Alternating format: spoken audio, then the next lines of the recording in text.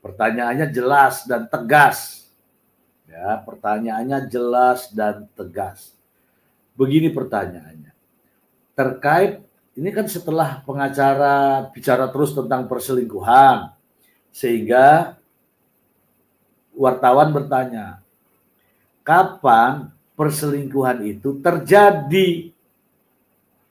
Kemudian sang pengacara mengatakan, silakan tanya Mbak Im Wong. Mbak Im Wong, tanya apa? Kemudian sang pengacara membisiki begini, itu yang terkait dengan istri berbohong. Pertanyaan wartawan itu perselingkuhan, tapi pengacara mengalihkan terkait dengan istri berbohong. Sudah nggak ketemu nih. Dan Mbak Imbong mengatakan April 2024. Wartawan bertanya lagi, terkait dengan perselingkuhan itu kapan dan di mana? Jawaban dari pengacara, kalau itu saya tidak tahu. Clear. Nanti kita akan bahas itu. Saya akan ulas khusus tentang pernyataan dari sang pengacara sendiri. Enak sekali nanti ya. Ini adalah apa namanya ya, kalau dalam bahasa tinju itu apa namanya, serangan balik ya, counter attack. Nah gitu ya. Nanti saya akan ulas. Benar-benar ini dinyatakan oleh orang sehat, oleh seorang pengacara, dan juga ada Mbak Imbong di situ.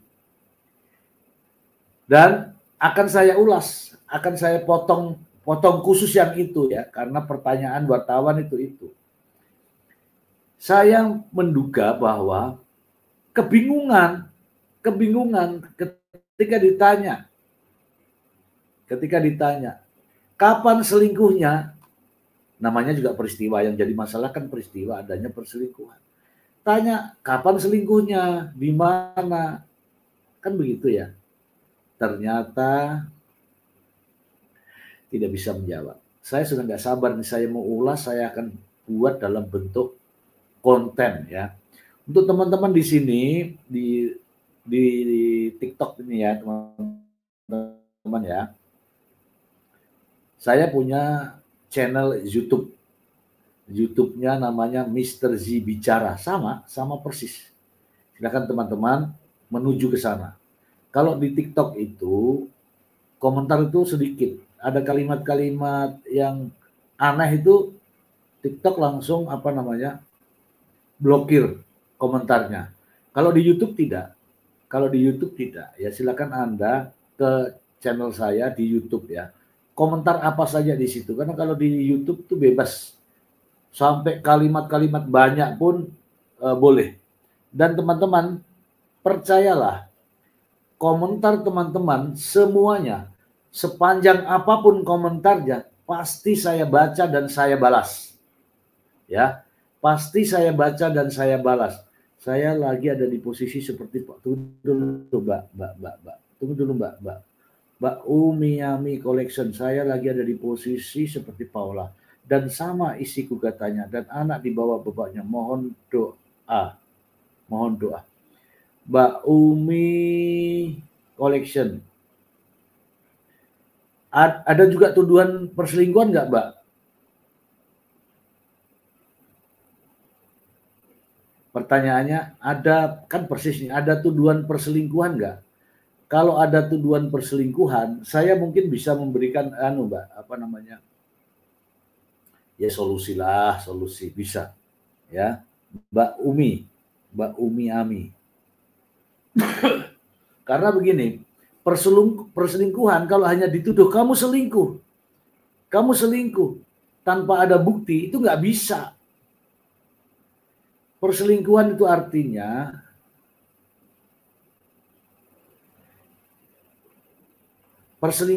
artinya dalam bahasa hukum ya,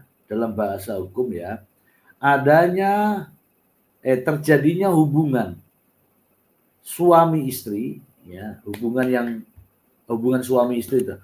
saya sebut saja deh, hubungan seksual yang dilakukan oleh pria dan wanita yang bukan pasangan yang sah. Walaupun kamu tuh berdua, tapi kalau kau tidak melakukan hubungan, itu tidak bisa dikatakan berselingkuh.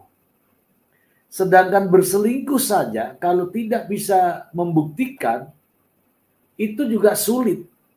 Karena selingkuh itu kan harus begini kan. Itu ya teman-teman. Oh sama Pak, sekarang lagi proses sidang.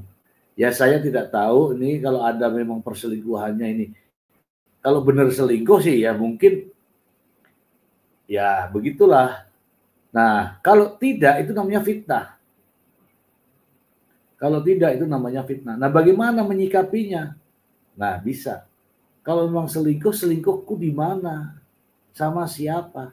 Tapi kalau ada semua ya, semua tuduhan mengada.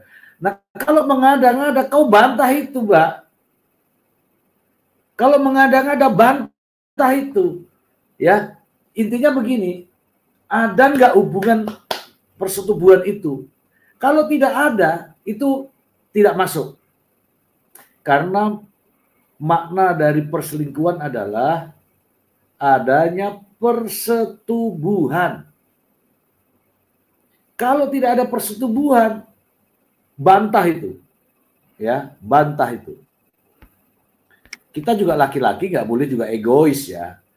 Kita menuduh, katakanlah diri saya ya, menuduh pasangan saya. Gara-gara mungkin ya pulang terlambat. Terus kita ngomong seperti itu. Nggak bisa itu. Ya, nggak bisa. Menuduh seseorang itu harus fakta. Tidak bisa bilang, ini contohnya ini. Paula Verhoeven dituduh selingkuh. Wartawan bertanya, selingkuhnya kapan, di mana? Nggak bisa jawab. Nanti kita akan ulas ya. Untuk teman-teman di TikTok, nanti anak diambil dan saya juga susah bertemu anak.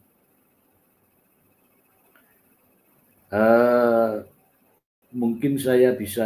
Kamu didampingi pengacara nggak?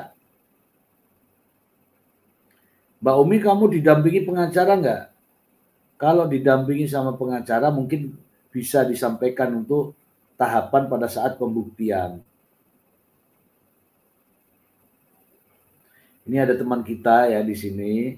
Mungkin memang sulit untuk membuktikan adanya perselingkuhan kecuali kalau tertangkap tangan. Nah itu baru.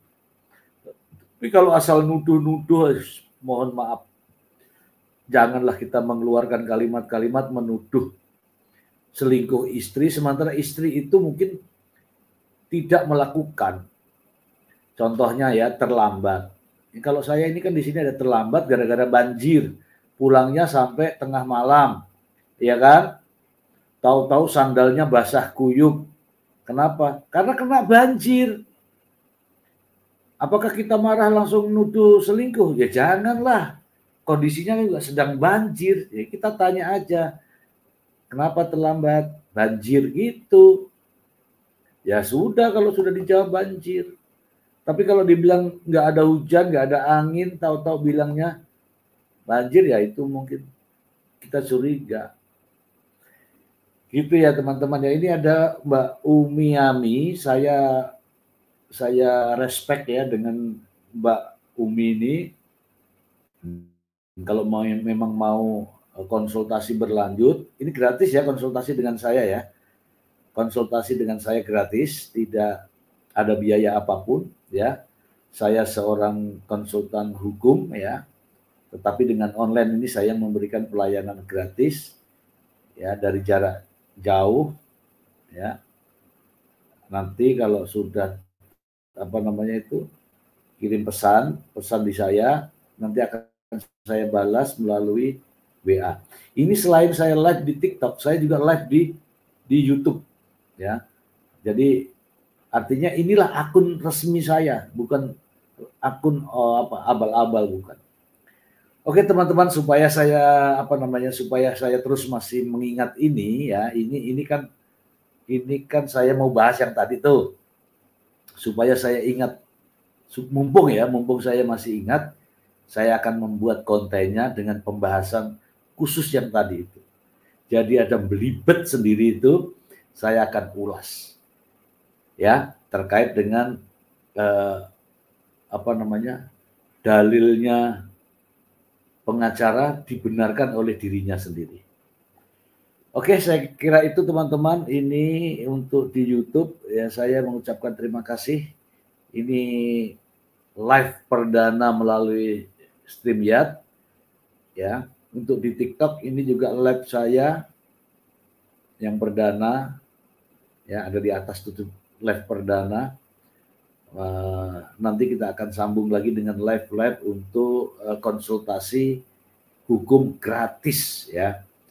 Saya memperkenalkan diri saya punya pengalaman sudah 32 tahun dengan berbagai problem, dengan berbagai kasus, dengan berbagai intrik dan drama di dunia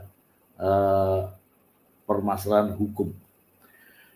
Itu saja teman-teman semua, nanti kita akan bertemu di lain kesempatan. Terima kasih banyak untuk yang di TikTok, terima kasih. Assalamualaikum warahmatullahi wabarakatuh.